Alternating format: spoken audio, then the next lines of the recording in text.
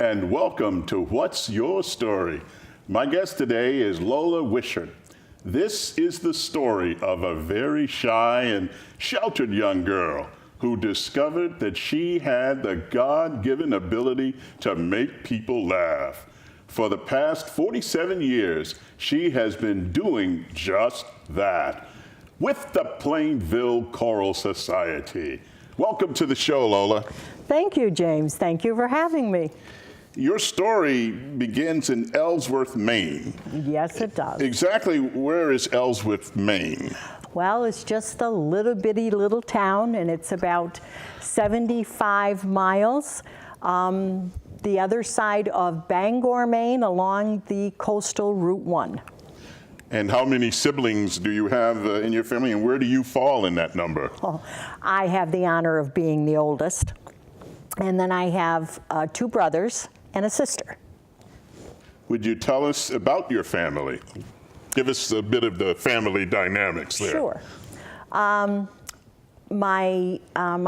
I was born in Ellsworth, Maine, and moved here when I was about, I think around 7. Yes. My mother and father, they were very quiet people. They didn't mingle with a lot of people. They kind of kept to themselves. So therefore, I never really had a chance to kind of little branch out. So I think that's where a lot of my shyness came from, because I never had a chance to intercede with people, you know, react with people and stuff. Lots of things I felt deep inside that I always wanted to do, but I was just, that just wouldn't come out. And I think a lot of that has to do with my bringing up. I didn't have too much to do with school's functions. My parents were very strict. Describe, how so strict? Well, as I always like to say, when I was probably at the age of around 11 or 12, I can remember being outside playing with a whole bunch of the neighbor kids, and I absolutely had to be in the house when the street lights came on. That was a must, and if I was not in, then I didn't go out.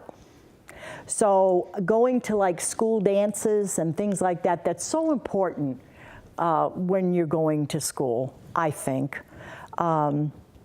I wasn't allowed to do.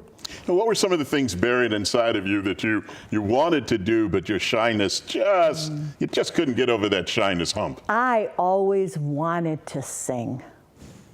I can remember taking trips with my folks when we would go to Maine. And at that time, there were songbooks that was popular, and it would have all the words to all of the popular songs of the times. Yes. And I loved those, because I would do most of the singing in the car on the trips, and my mom and dad would say, "Sing us a song, Lola." Really? Oh, yeah.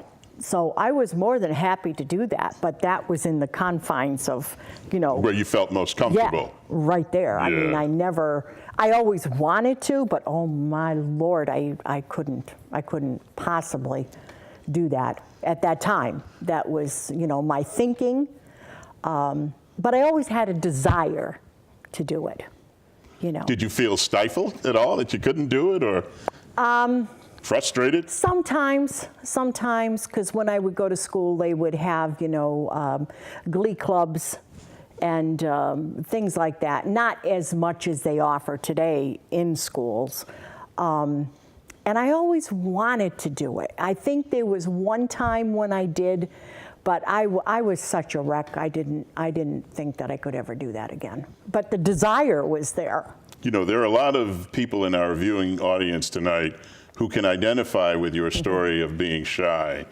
Tell my viewing audience from a personal perspective, what is it to be shy? I mean, I'm a Leo by birth. We were born raising Cain. Yeah. So shyness is not a part of my DNA.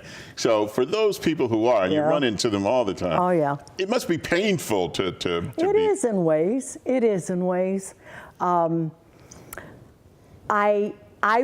you would find me if we were with a bunch of children playing, I would not be the one that would come forward first.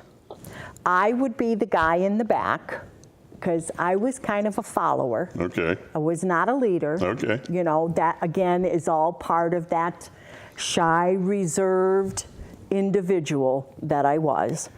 And sometimes I wanted to be the one in the front. And I would have loved to have done that, to show I can do this. But it was just, you know, it wasn't ready to come out. Now, you said you had brothers. Yes. Okay. Were your brothers as shy, or were you shy? Was it a gender thing, or? Well, I think my youngest brother, he was born with some issues at birth. Okay. That stemmed him from not kind of mixing in with people, but in a different vein than myself, you know. My older brother, I didn't know him too awfully well, because I didn't meet him until later in life. Okay, yeah. And then my sister was a different kind of a person than I. If she had something on her mind, she told you, and she didn't care if you liked it or not.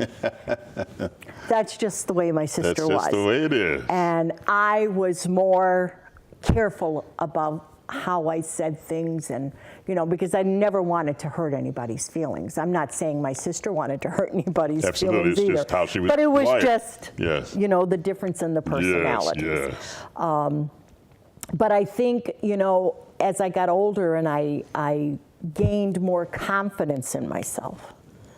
Shyness is a product of confidence, a lack of confidence? I think myself, yes. I think it was probably a lack of confidence that caused a lot of this, plus the type of lifestyle that I led. Mm-hmm. Mm-hmm. You know. I could just see you, I'm picturing this young lady wanting to be the drum major, mm-hmm. and saying to herself, I can do this, mm-hmm. I know I can do this, but still reserved, and you know, you go home defeated because you didn't do it when you know you could. That's right. Yeah. And that's how I felt a lot of the times. Yeah, when you It was like somebody inside wanted just to burst forward. Right. And just couldn't do it. Like a whole personality was waiting to be exposed to the world. Absolutely. Absolutely. And you felt that very early in your life. I did. You know, it's like any kind of calling that you have or you feel when you're younger. Yes. A lot of people feel this, but to be able to bring it forward is something else. Well, now, let's fast forward a little bit here. Mm-hmm. How did you meet your husband?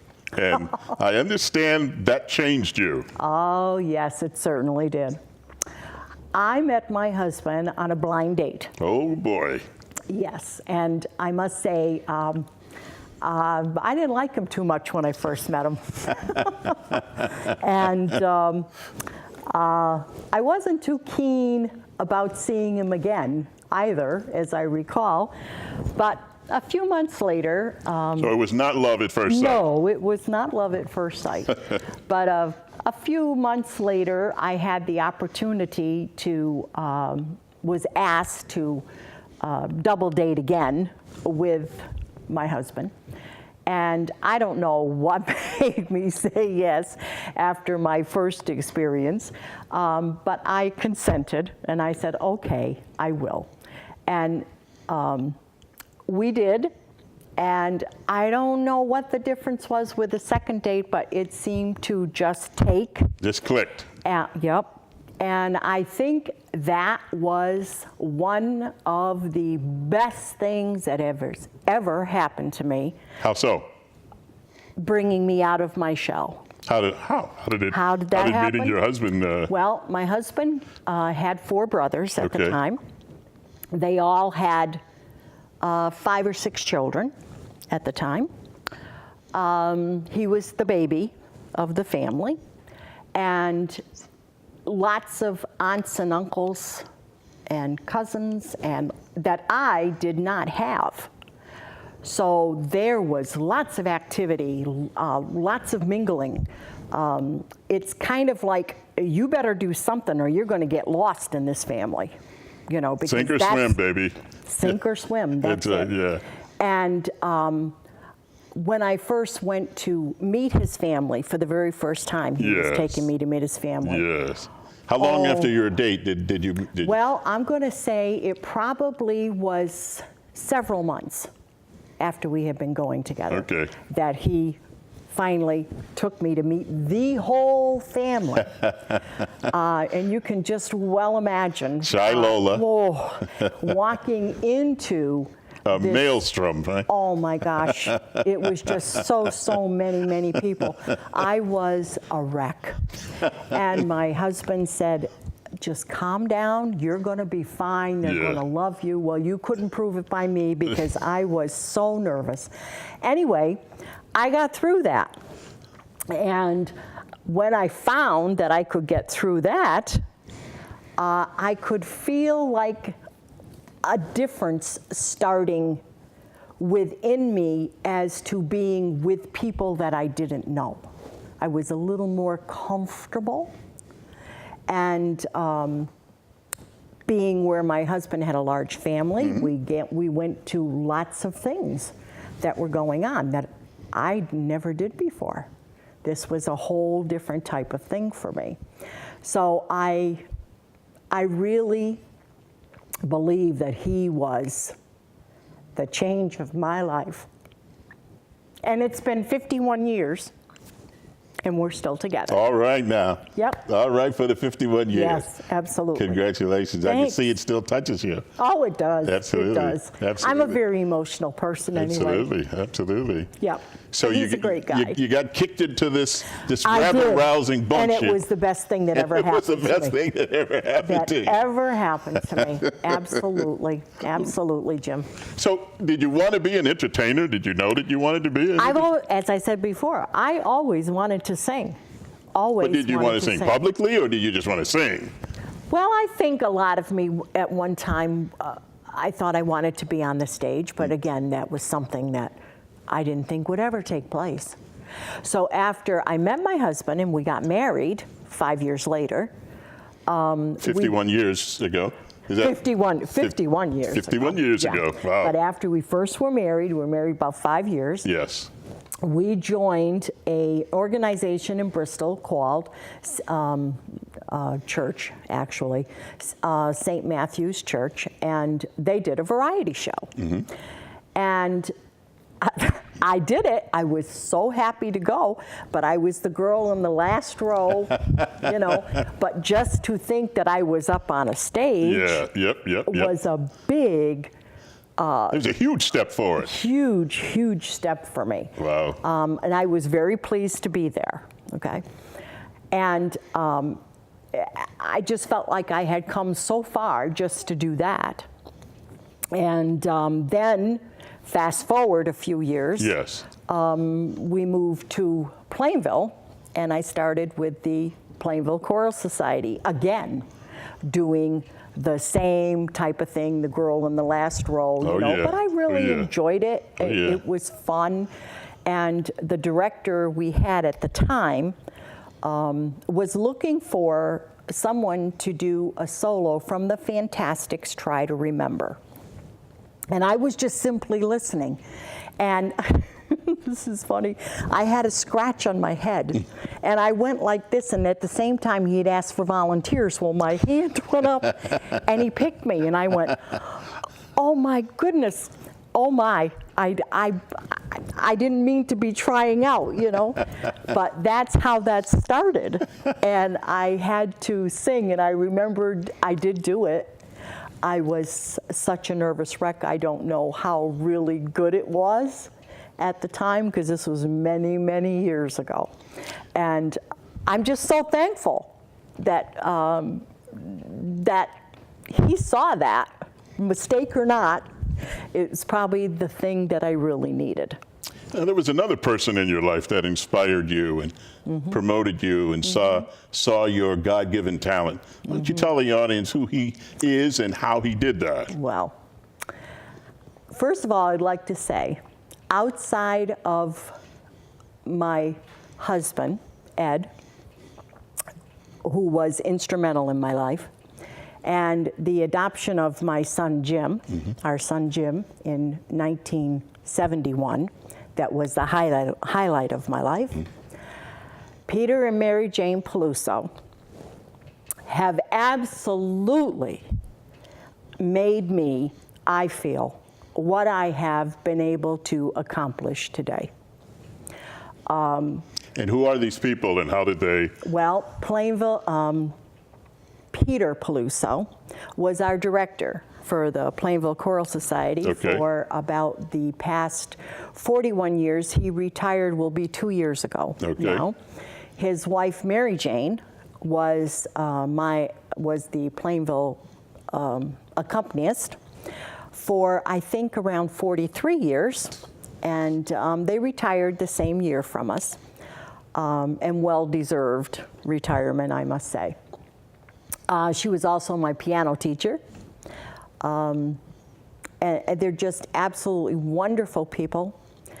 And it all started with Peter he must have recognized that I had something to offer.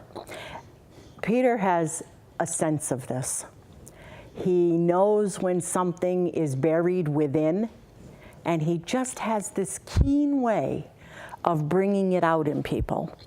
And he started with me by giving me little walk-in lines in different Broadway shows. Sure. And, you know, just little one-liners to start. And then I noticed that the lines were getting maybe a little bit more and a little bit more involved, and I was getting a little more comfortable with it. And then I started to notice that everything that I was getting seemed to be funny things. And that was okay at first, because I was really pleased to think that I could get up there and do anything coming where I had come from. Absolutely, yes. And after a fashion, this really started to bother me. That you only had comedy. Yeah, that I would only get comedy roles. And I thought, why can't I get something beefy, something meaty? Why do I always have the funny things? Yep. So it bothered me to the point that I wanted to talk to him about this. So one night after our rehearsal was finished and everyone was gone, I went over and I asked him if I could speak with him. And he said, sure. And this was not easy for me to do either at the time. Yeah. But I said, Peter, I have something I have to ask you. What's that? And I said, I very much like doing what you have given me to do, but I also have to wonder why you're just giving me funny things. You know, I never get anything serious. It's always funny. Yes. And he looked at me and he said, oh my gosh, Lola, I don't want you to think for a minute that I am giving you funny things that I'm trying to make you feel funny or in any way making fun of you or anything like that. He says, how can I put this? He says, let me tell you this. Anybody, and most anybody, can get up on a stage and act. It doesn't really take too much. You can get up and you can deliver lines. But to get someone who can get up on a stage and make people laugh, he said, now that is a God-given talent. And not everybody can do that. And that's what I see in you. And that's why I give you these kind of roles. You bring it forward, you are funny, you make people laugh, and that's why I do what I do. So fast forward down the road a ways. Yep. In 50 years ago. Oh gosh, it seems. Wow, yeah. Wow, I can't believe it. No, not 50 years ago, I'm sorry, 20 years ago. Okay. He picked me to do the role of Sister Mary Cordelia from Nonsense. Okay. Yeah. That was a major 5-woman show. Biggest thing I had ever done in my life. And probably the biggest I will ever do. It was absolutely phenomenal. I had a chance to sing. I even tightrope walked with my umbrella. I had a crazy scene that the audience went wild for.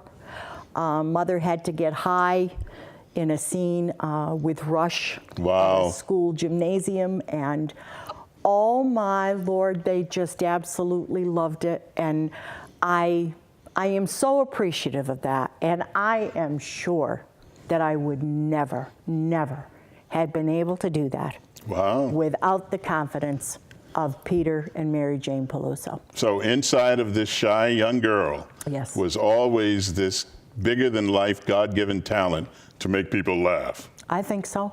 And your husband's family and Peter and his wife and many other people, I'm sure, along the way, helped that young lady emerge from that shell. Every one of them were very instrumental. Absolutely, yes. Instrumental in it, and I thank them every day. Pretend you're talking to a shy person now, and somebody's watching this program going, oh my goodness, that's me. And I don't know what to say, but they got tears coming to their eyes because they can relate to you. What advice quickly would you give them? Oh boy. Well, I was lucky because I had these people that came into my life. I think if I'd have known maybe a little bit more back in the day when I had these yearnings, Sure. that if I had said to myself, you can do this. You really can do this. And if you've got the faith in yourself. That's where it starts, doesn't it? It sure does. And if you say you can't do it, You won't. you are not going to do it. But if you have the faith and believe in yourself, and you've got the people behind you, and most everybody will have somebody that can push you along. Break out of that shell. You can do it. All right. Yes. That's all the time we have for tonight's show. My thanks to my guest, Lola Wisher, for sharing her story. Thank you for tuning in.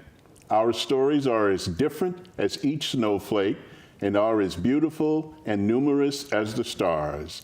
Everybody has a story. What's yours? Until next time, good night.